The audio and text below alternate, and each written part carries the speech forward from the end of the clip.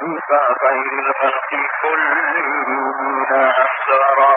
طيف من أهوى فأراني والحب يعترق اللذات بالآلام مولاي صل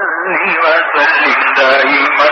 أبدا على حبيبك خير الخلق كلهم هو الحبيب الذي ترجى شفاعته في كل هول من الأهوال مقتحم مولاي صل وسلم دائما أبدا على حبيبك خير الخلق كلهم يا رب مصطفى بلغ مقاصدنا واغفر لنا ما هو يا واسع الكرم مولاي صل وسلم دائما ابدا على حبيبك خير الخلق كلهم. رسول برکت کے لیے میں نے حضرت امام کوثری رحمۃ اللہ تبارک و تعالی علیہ کا قصیدہ مبارکہ جس کا نام قصیدہ بردا ہے، میں نے یہ قصیدہ پڑھا جس میں انہوں نے حضور سرور عالم صلی اللہ تبارک و تعالی علیہ وسلم کی نہایت نفیس انداز میں اور فصیح عربی زبان میں حضور کی تعریف اور توصیف اور حضور کی نعت انہوں نے بیان کی ہے. اور اس کو قصیدہ بردا یوں کہا جاتا ہے کہ بردا کے معنی عربی میں چادر کے ہیں. اب اس قصیدے کو انہوں نے چادر کے نام سے کیوں موسوم کیا، اس سلسلے میں معتمد اور نہایت نالیجیبل جو علماء ہیں انہوں نے یہ لکھا ہے کہ امام بوصیری رحمۃ اللہ تبارک و تعالی علیہ ایک مرتبہ بیمار ہوئے اور ان کو فالج ہو گیا، جسم ان کا پیرالائز ہو گیا. تو انہوں نے حضور علیہ الصلوۃ والسلام کو خواب میں دیکھا کہ حضور نے ان کے جسم پر ہاتھ پھیرا اور ان کو ایک چادر عطا کی. ان کی آنکھ جب کھلی تو وہ چادر ان کے پاس تھی اور بالکل وہ بھلے چنگے اور صحیح طور پر جس طرح سے آدمی نارمل ہوتا ہے ویسے ہی وہ جا کے اور بالکل نارمل ہو گئے. تو اور انہوں نے یہ قصیدہ بھی حضور علیہ الصلوۃ والسلام کو خواب میں انہوں نے سنایا. تو اس قصیدے کی تعلیف اور تصنیف اور اس کی ترتیب کا سبب اور ریزن یہ ہوا کہ حضور علیہ الصلوۃ والسلام کی زیارت سے وہ مشرف ہوئے اور حضور کے دست اقدس سے ان کو شفا ہوئی. چنانچہ وہ ایک شعر میں یہ کہتے ہیں کہ کم ابرأت وصبا باللمس راحته واطمقت قریبا من دقة اللبن. حضور سرور عالم صلی اللہ تبارک و تعالی علیہ وسلم کے دست کرم سے بہت سارے بیماروں کو شفا ملی کہ جب حضور نے دست کرم پھیر دیا تو لوگوں کو شفا ہو گئی اور ایسے بھلے چنگے ہو گئے جیسے وہ کبھی بیمار نہیں تھے. اور بہت سارے ان لوگوں کو جو غم میں گرفتار تھے حضور کے دست کرم نے ان کو غم سے رہائی دلائی. اس شعر کا مطلب یہ ہے، اس سے پتہ چلا کہ نعت گوئی ہر زمانے کے اچھے اور مسلمان لوگوں کا شیوا رہا ہے. اور حضور علیہ الصلوۃ والسلام کے زمانے میں بھی حضور کے سامنے لوگوں نے نعت پڑھی اور ان میں نعت گو شعراء جو ہے وہ بہت سے ہوئے. مجھے اس وقت اتنی فرصت نہیں ہے کہ میں آپ کے سامنے ان کی ڈیٹیلز اور ان کی تفصیل بیان کروں. حضرت حسان ابن ثابت رضی اللہ تبارک و تعالی عنہ بہت ہی ویل نون پرسنالٹی اور بہت فیمس پوئٹ ہیں جنہوں نے حضور علیہ الصلوۃ والسلام کے سامنے حضور کی نعت پڑھی اور حضور نے اس کو پسند کیا اور حضور نے اپنا منبر ان کے لیے رکھا اور ان کو حکم دیا کہ اس منبر پر کھڑے ہو کر کے میری نعت بیان کرو اور جو میری برائی کرتے ہیں کفار قریش ان کی ہجو بیان کرو اور ان کی برائی کرو. اور اللہ تبارک و تعالی کے فضل سے انہوں نے ان کو یہ انعام دیا اور یہ خبر سنائی کہ جبریل امین تمہاری مدد پر ہیں اور تمہاری تائید پر ہیں اور تمہیں وہ سپورٹ کر رہے ہیں جب تک تم محمد رسول اللہ صلی اللہ تبارک و تعالی علیہ وسلم کی طرف سے ڈیفینس کرتے رہو اور جب تک تم محمد رسول اللہ کو ڈیفینڈ کرتے رہو ان کی نعت بیان کرتے رہو اور دشمنوں کو جواب دیتے رہو حضرت جبریل امین تمہارے سپورٹ کرتے رہیں گے تمہاری سپورٹ پر ہے. تو یہ حضور کے زمانے سے نعت سننے کا اور سنانے کا سلسلہ جو ہے وہ جاری ہے. عام دم برسر مطلب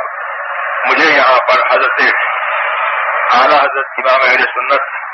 فاضل بریلوی رضی اللہ تبارک و تعالی عنہ کی نعت جو نہایت ہی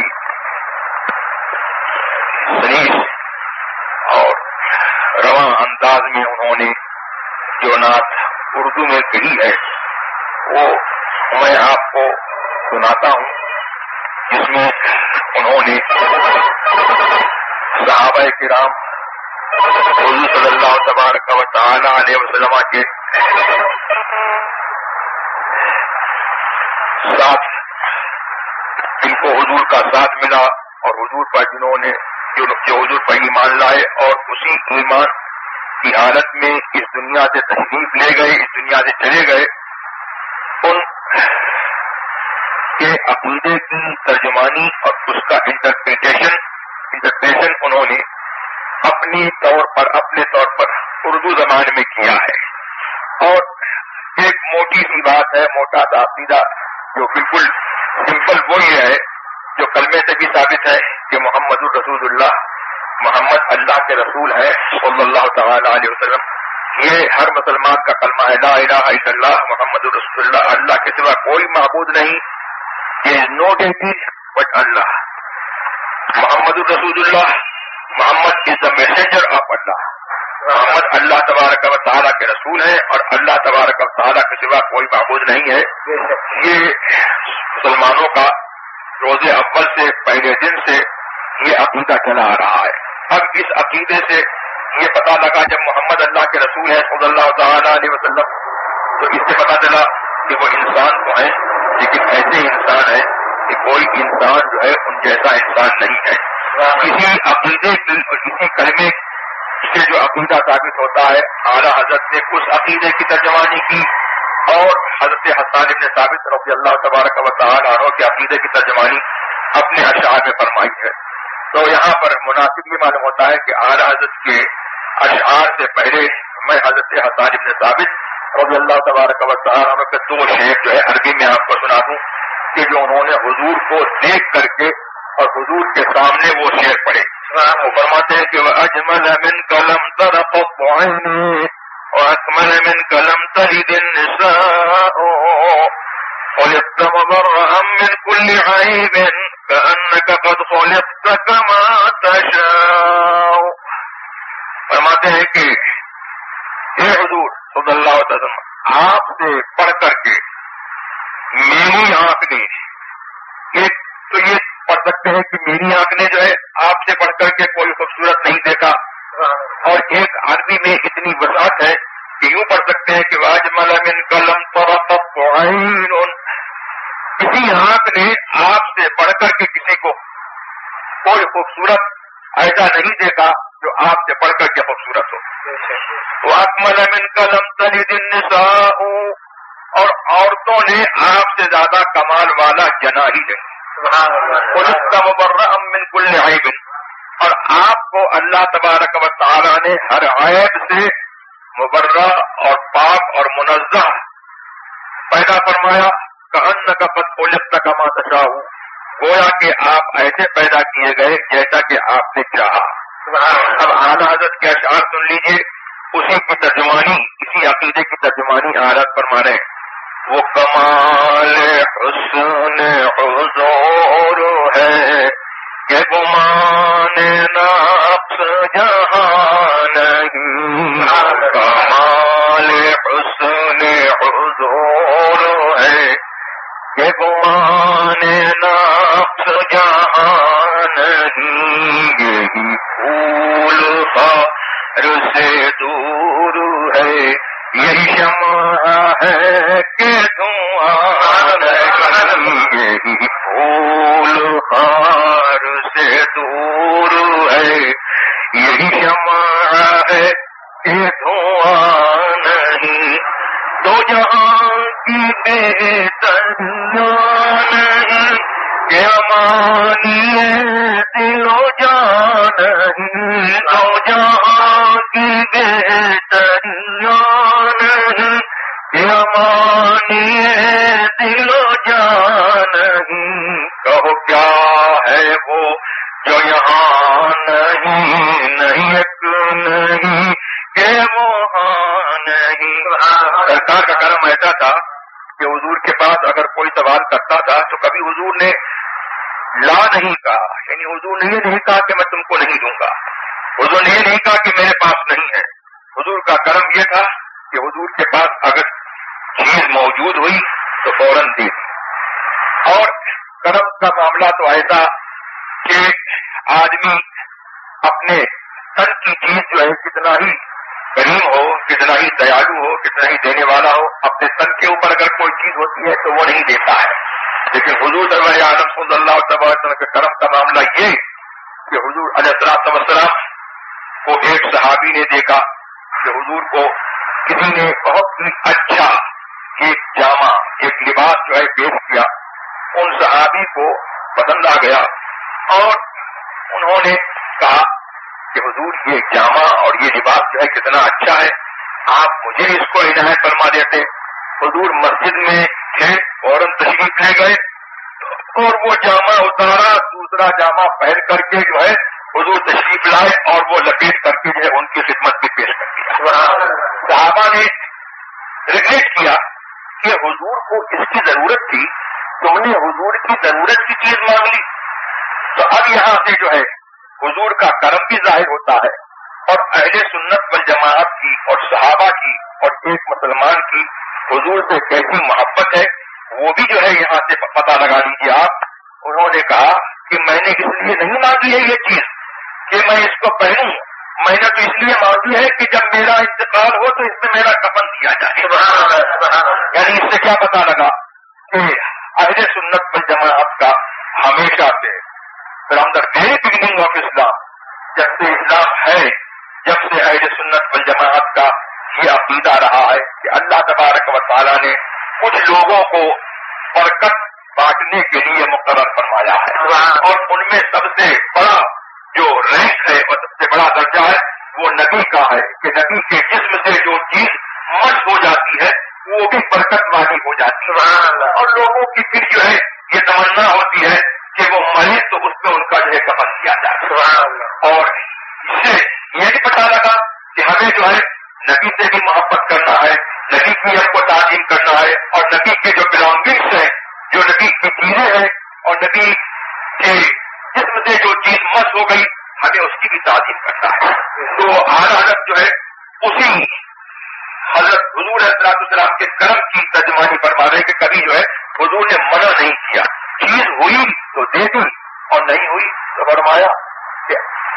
صبر کرو، اللہ دے گا تو میں تم کو دے دوں گا۔ حضرت جابر بن عبداللہ رضی اللہ عنہ فرماتے ہیں کہ حضور نے فرمایا کہ اگر بحرین کا مال جو ہے میرے پاس آئے گا تو میں تم کو اتنا دوں گا، اتنا دوں گا، اتنا دوں گا۔ حضور کا وصال ہو گیا، حضرت ابوبکر جو ہے وہ خلیفہ ہوئے، جانشین ہوئے حضور کے، تو حضور نے کہا کہ حضور نے اگر کسی سے وعدہ کیا ہے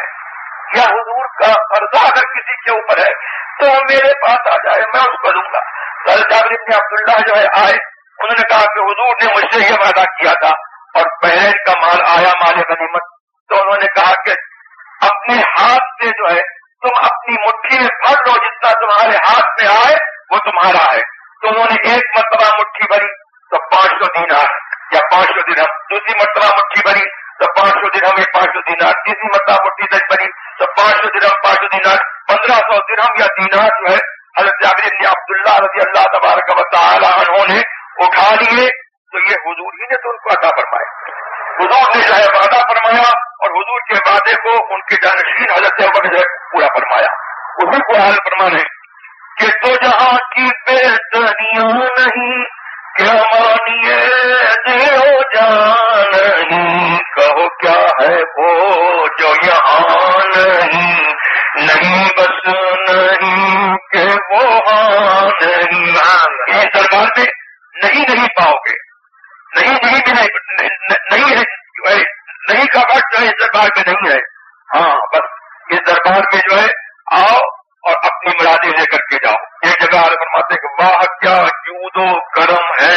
شہ بطحا تیرا, نہیں سنتا ہی نہیں مانگنے والا تیرا. اور پھر حالت فرما رہے کہ تیرے آگے یوں ہے دبے لچے فصحا عرب کے بڑے بڑے, کوئی جانے موہ میں زبان نہیں بلکہ جسم میں جان, کوئی جانے موہ میں زبان نہیں بلکہ جسم میں جان. اور حضور کے کلام کی تعریف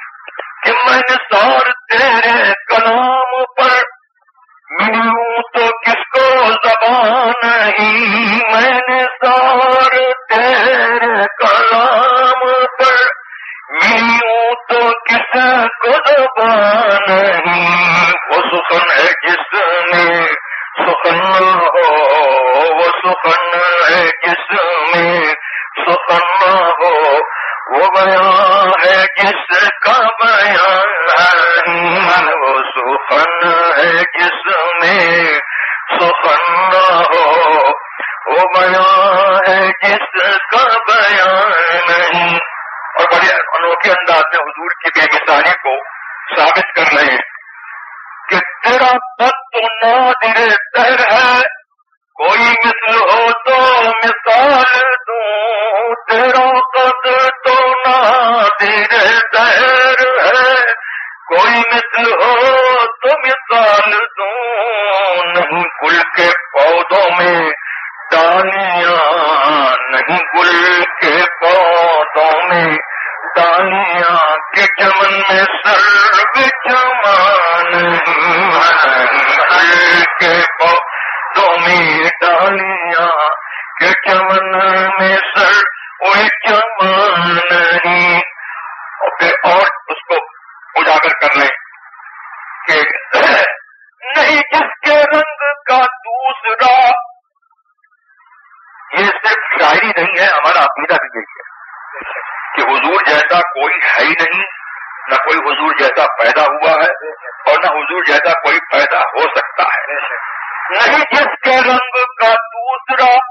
نہ تو ہو کبھی نہ کبھی ہوا, کہو اس کو گل, گل مانے پھول, کہو اس کو گل کہے کیا بنے کہ گلوں کا ڈھیر کہاں, کہو اس کو گل کہے کیا بنے کہ گلوں کا ڈھیر کہاں. اور ایک مومن کو کیا آرزو ہونا چاہیے, میرے سرکار نے فرمایا کہ میری تمنا یہ ہے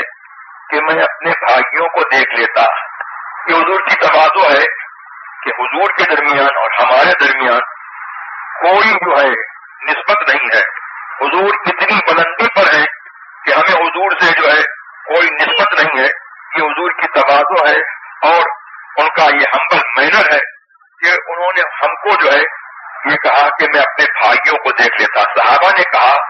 کہ کیا حضور ہم آپ کے بھائی نہیں ہیں؟ کہا کہ نہیں, تم میرے صحابہ ہو, تم میرے کمپینینس ہو, میرے بھائی وہ لوگ ہیں جو میرے بعد آئیں گے, جن کی یہ تمنا ہوگی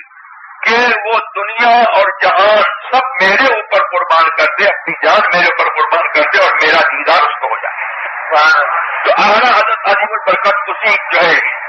حدیث کی ترجمانی کر رہے ہیں, اور ایک مومن کا جذبہ اور اس کا وجدان اور اس کی محبت کیسی ہونا چاہیے وہ ترجمانی کر رہے ہیں. فرماتے کروں تیرے نام پہ جہاں فدا, نہ بس ایک جادو جہاں فدا,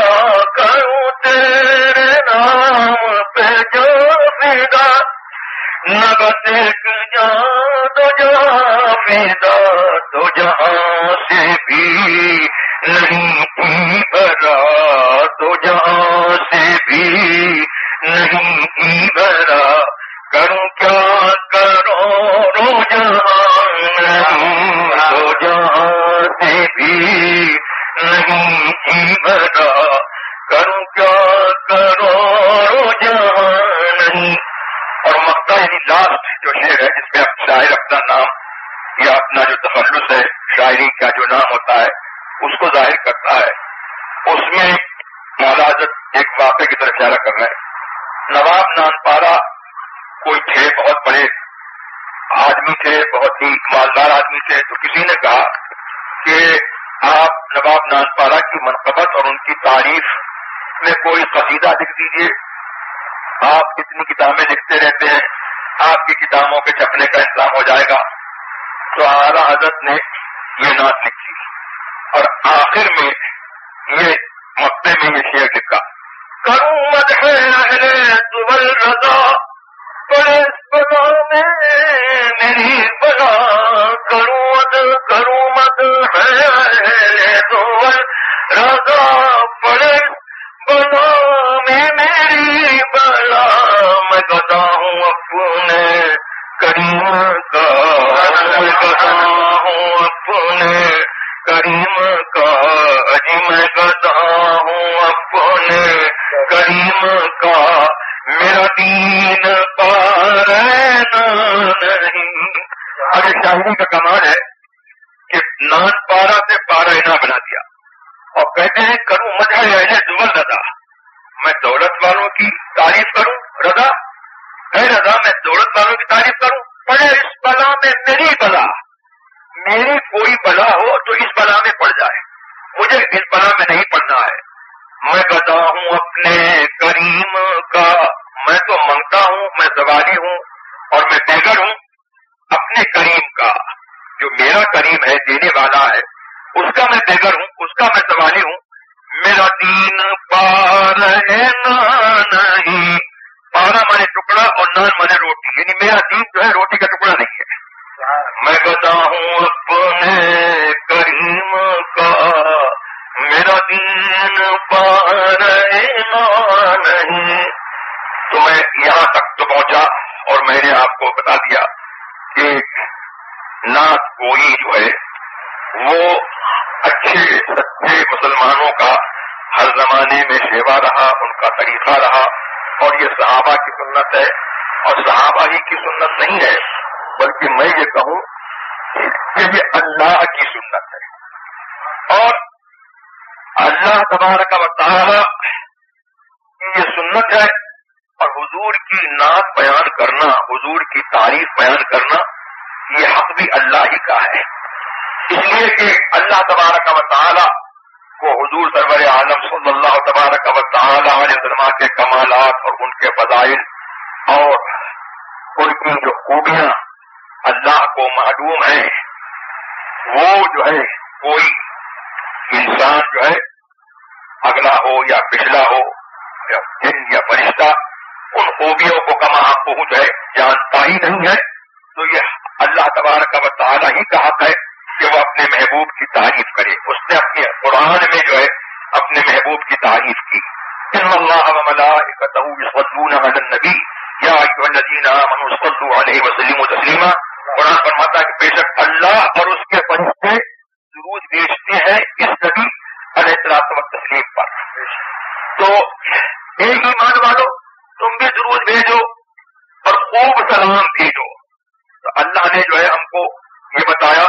کہ نبی علیہ الصلوۃ والسلام پر خوب درود بھیجو, خوب سلام بھیجو,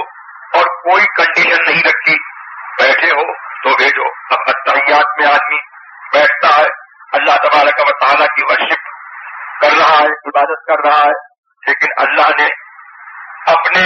اسی مومنٹ میں, اپنی ورشپ کے مومنٹ میں اللہ تبارک نے حکم دیا کہ کہو السلام علیکم ایھا النبی. بیٹھے بیٹھے ہاتھ باندھ کر کے کہو السلام علیکم ایھا النبی. یہ نبی تمہارے اوپر سلام ہو, ورحمۃ اللہ وبرکاتہ, اور اللہ کی رحمتیں ہوں اور اس کی برکتیں ہوں. اور پھر سبحان اللہ, حضور حضور نے جو ہے یہ معراج میں قصہ ہوا، اللہ نے حضور سے کہا السلام علیکم ایھا، یہ پھر معراج کا جو ورڈ ہے تمام مسلمانوں کو جو ہے جو نماز پڑھتے ہیں ان کو یہ آرڈر ہوا کہ تم بھی جو ہے ایسے ہی کہو، جیسے اللہ نے کہا تھا ویسے تم بھی کہو، اور ہاتھ باندھ کر کے اس طریقے سے بیٹھو اور یوں عرض کرو السلام علیکم ایھا النبی ورحمۃ اللہ وبرکاتہ۔ اور حضور نے کیا جواب دیا؟ اللہ نے کہا السلام علیکم ایھا النبی، حضور نے کہا السلام علینا وعلی عباد اللہ الصالحین، ہمارے اوپر سلام ہو، وعلی عباد اللہ الصالحین، اور اللہ کے نیک بندوں پر سلام ہو۔ یہاں پر تھوڑی دیر جو ہے میں آپ کو جو ہے ٹھہراؤں گا، روکوں گا، اور بہت ہی یہاں پر جو ہے ایک مومنٹ ہے، سوچنے کا مقام ہے کہ حضور نے کہا ہمارے اوپر سلام ہو اور نیک بندوں پر سلام ہو، تو حضور نے یہ کیوں کہا کہ ہمارے اوپر سلام ہو اور نیک بندوں پر سلام ہو؟ تو نیک بندوں کو الگ کر دیا اور ہمارے اوپر سلام ہو، یہ جو ہے یہ ہمارے اوپر سلام ہو، اردو میں بولتے ہیں ہمارے اوپر سلام، اور انگریزی میں بولتے ہیں اپان اس، تو اس یہ ہمارے، یہ جو ہے یہ جمع کے لیے ہے، یعنی پاپولر کے لیے، یہ پلورل کے لیے آتا ہے، سنگولر کے لیے جو ہے۔ اور میں نے یہاں پر یہ بھی دیکھا عام طور پر جو ہے اب یہ نیا فیشن چلا ہے کہ بیوی جو ہے اپنے شوہر کو نام لے کر کے پکارتی ہے، ہمارے یہاں جو ہے ہماری شریعت جو ہے اس بات کی اجازت نہیں دیتی ہے، بلکہ ہمارے یہاں تو معاملہ جو ہے کہ جس کی تعظیم کی جاتی ہے اس کا جو ہے نام نہیں لیا جاتا ہے، چنانچہ باپ کا نام نہیں لیا جائے گا، بڑے بھائی کا نام نہیں لیا جائے گا، اس طریقے سے جو ہے شوہر کو جو ہے نام لے کر کے جو ہے نہیں پکارا جائے گا، اور اس طریقے سے وہ یہ ہے گھریلو زندگی کے معاملات جو ہے وہ چلتے ہیں، اور اس کے ساتھ ساتھ جو ہے عورت کی ذمہ داری یہ ہے کہ میرے سرکار نے فرمایا کہ تم میں سے ہر ایک شخص ہر ایک جو ہے وہ نگہبان ہے، اور ہر شخص جو ہے اس سے سوال ہوگا کہ کون سی چیز اس کی نگہبانی میں دی گئی ہے، تو اس کے ساتھ جو ہے اس نے کیا برتاؤ کیا، اس کی نگہبانی کی کہ نہیں کی۔ تو حضور نے اس طریقے سے فرمایا کہ نوکر اپنے آقا کے مال میں جو ہے نگہبان ہے، اور کسی طریقے سے عورت جو ہے اپنے شوہر کے گھر میں اور شوہر کے مال میں اور شوہر کی جو اس کے بلانگنگس ہے، ان کی جو چیزیں ہیں ان کی حفاظت کے معاملے میں جو ہے وہ نگہبان ہے، اس سے جو ہے سوال ہوگا۔ اور اسی طریقے سے جو ہے شوہر سے کے اوپر جو ہے ذمہ داری ہے کہ وہ مطلب ہے کہ